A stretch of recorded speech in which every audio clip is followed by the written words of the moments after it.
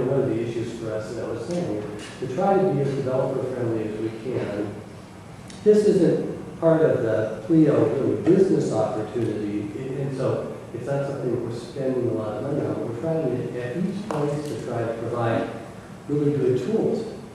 So one of the cool things about Pleo is that it's got a built-in little, like a little ROM monitor from the old days, just built in. So you can just plug into Pleo, and with a terminal emulator, you can just start talking to it. You can move joins, you can check sensors, you can move files around, you can do all kinds of cool stuff. And so it makes the barriers to entry really low. Then another member in the user community that we've been reaching out to built a cool product that's not quite out. Dynamite? Yeah, it's not quite out, but it's getting pretty close. Well, Dynamite, and what he did was went and took just that monitor functionality and then built this great front end around it that let you do all kinds of really, really cool things. Again, the community kind of stepping up there. And then script, which we talked about, and then we did force ourselves to eat our own dog food there, and Leo's default personality is developed in Pond, so we know that it's sufficient that there's an existence proof that you can at least build what Pleo is now, if not the other stuff. Trying to get these Berkeley guys to pay attention. We built a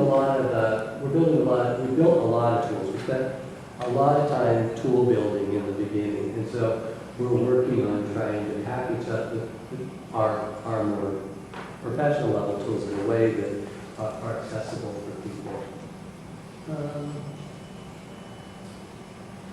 So the core piece here is to try to squeeze a huge amount of stuff we want to do into an itsy-bitsy little space with never enough code space, never enough memory. And so we tried to take a lot of really cool things, do everything possible to try to simplify things by pre-computing things and compressing them and everything else, so that at runtime we could afford to respond to all these sensors and be able to generate dynamic animations that that can change moment by moment depending on Pleo's emotional state or health state or whatever else. This is kind of a simple version of the system. You know, it's kind of pretty classic in that you have a pretty good division between the low-level driver activities and the higher level pieces, and then up to the more conceptual pieces, which are written in Pond so that they're easily scripted and varied. We can talk more about that if you wish. You know, pretty clearly, it's all about trying to go through and it's good. The good news, bad news about having so many sensors is that you get lots and lots of information, and you have to decide what out of all that information is important. And with limited ability to compute things, we had to start out fairly early on working on a detention system because, again, Caleb and I both have a lot of stories about how you're going along, you're just thinking about this, and you struggle with these problems, and then when you finally work out how to make it work, you go, oh, that's how life works. It does, except in life you call it whatever. You call it lactic acid, or you call it, an attention system. And so, unlike a lot of cases where you're computing everything all the time, what we did was we had, there's competition for resources in the head between the object detector and the audio and the video, the camera.